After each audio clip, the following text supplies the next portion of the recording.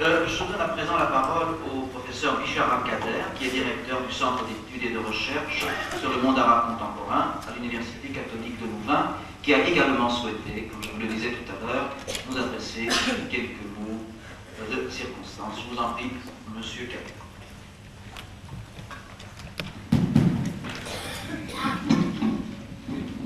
Mesdames, Messieurs, je voudrais joindre ma voix à celle de mes collègues pour remercier l'association Ouverture de cette heureuse initiative et sa dynamique animatrice, Madame Campion. La rencontre des religions au service de la paix est un thème qui nous interpelle tous, surtout de nos jours où nous nous sentons un peu assiégés par des modes de pensée et des pratiques axés autour de la compétition, de la compétitivité économique, sociale, politique et géopolitique. Dans ce monde auquel nous participons, et qui est ainsi fait, et que nous voudrions qu'il soit plus humain, plus solidaire, plus fraternel, les religions peuvent-elles aujourd'hui combler la béance ouverte entre l'hypertrophie des moyens et l'atrophie des finalités? Telle est la question posée par le philosophe Paul Ricoeur, à laquelle nous devons apporter aujourd'hui, ne fût-ce que quelques fragments de réponse. En effet, la question qui nous interpelle tous, quels que nous soyons, est la suivante. Comment les religions, qui par le passé, y compris le passé récent, se sont combattues parce que instrumentalisées par les politiques, comment peuvent-elles aujourd'hui promouvoir la coexistence, la cohabitation, la convivialité, le co-cheminement? Comment les communautés des croyants peuvent-elles neutraliser en leur sein des groupuscules radicaux qui érigent la confrontation avec l'autre et l'apologie de soi en dogme absolu? En d'autres termes, sont-elles mûres aujourd'hui pour se libérer de ce narcissisme délirant qui semblait il y a quelque temps suggérer que le monde commence et finit par telle ou telle religion? Sont-elles mûres pour s'affranchir des excès des discours auto-justificateurs, auto-glorificateurs, auto-fondateurs, et rejeter les excès de langage qui grisent les croyants, mais qui sont autant de faux semblants entre nos illusions et la réalité du monde? Or, le monde réel dans lequel nous vivons et dans lequel nous devons être des acteurs significatifs est un monde comparatif. Nous ne vivons pas dans un monde clos, hermétique, se suffisant à lui-même. Nous sommes donc sollicités par l'altérité, ne fût-ce que par les influences qu'elle nous fait subir à notre insu. Il faut donc risquer l'audace du saut et aller vers les autres, non pas pour les convertir ou les pervertir, mais pour communiquer avec eux, pour communier avec eux. Seule cette migration de l'esprit ouvert vers les autres nous permettra de retisser avec eux, et non pas contre eux, les fils d'un destin commun.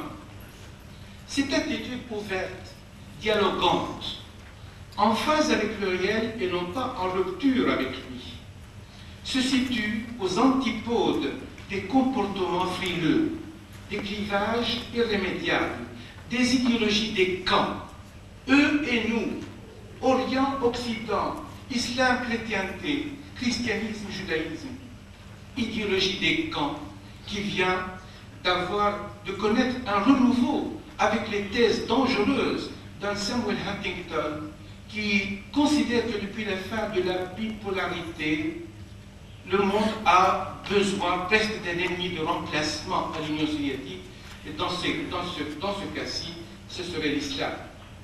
Attitude extrêmement dangereuse. L'ouverture à l'autre n'est pas une menace à l'identité. Au contraire, elle la consolide, elle la renforce, elle la rend plus confiante. Une identité qui ne se sent jamais agressée et qui n'a pas besoin, n'éprouve pas le besoin de s'entourer de murailles, de cordons sanitaires pour se protéger.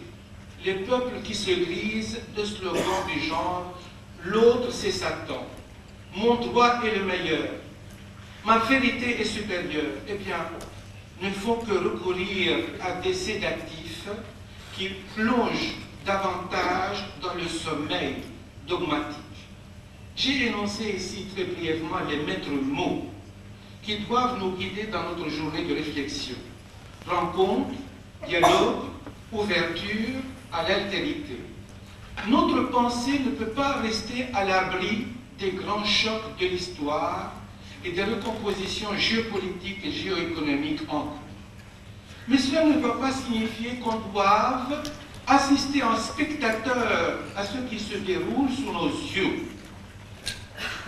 Subir les événements. Nous devons au contraire développer une capacité à réagir, à modifier le cours des événements, pas simplement par la seule action humanitaire, quelque bonne qu'elle soit, qui ne fait que recoudre ce qui a été décousu, et de secourir les laissés pour compte de l'utopie ultralibérale, déchaînée et déshumanisante. Mais surtout, notre contribution consistera à fabriquer du sens, à donner un supplément d'âme à un monde dont la seule quête de l'argent dessèche et désenchante. Cette rencontre des religions resterait sans objectif s'il se limitait à des récitations de versets, rappelant les principes généreux de la tolérance. Elle doit aller au-delà pour affirmer le principe de l'appartenance multiple, qui constitue un mode de compréhension pédagogique irremplaçable de l'égalité et de l'unité dans la différence. Dans cet esprit, on peut dire que chacun est responsable de l'humanité de l'autre et que personne ne peut se sentir libre quand l'autre ne l'est pas. Cette notion d'appartenance multiple comporte des implications politiques.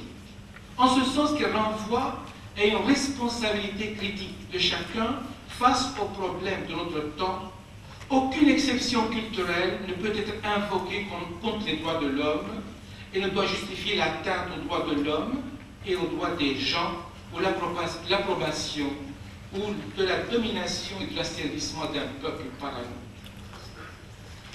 Pour terminer, permettez-moi, moi qui suis un homme frontière, à la lisière de plusieurs cultures, palestinien d'origine, arabe jusqu'à la moelle, chrétien, imprégné de culture musulmane et de culture occidentale et belge d'adoption, de dire combien la Palestine, terre de prophètes et berceau des religions, interpelle vos consciences en tant que vous soyez chrétien, juif, musulman, hindi ou autre. Elle vous met au pied du mur. Vous devez, par le dialogue, faire en sorte que ce pays redevienne le lieu de symbiose, de rayonnement, de création, au lieu d'être un espace d'identité déchirée et de blessures payantes. C'est notre responsabilité collective que ce bout de géographie qui a une si longue histoire puisse un jour redevenir un pont qui nous unit et non pas un fossé qui nous sépare. Je vous remercie.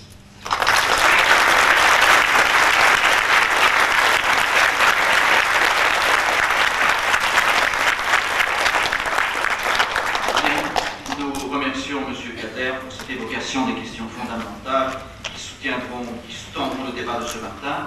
Certainement, nos orateurs développeront chacun dans sa perspective ces mêmes grandes questions.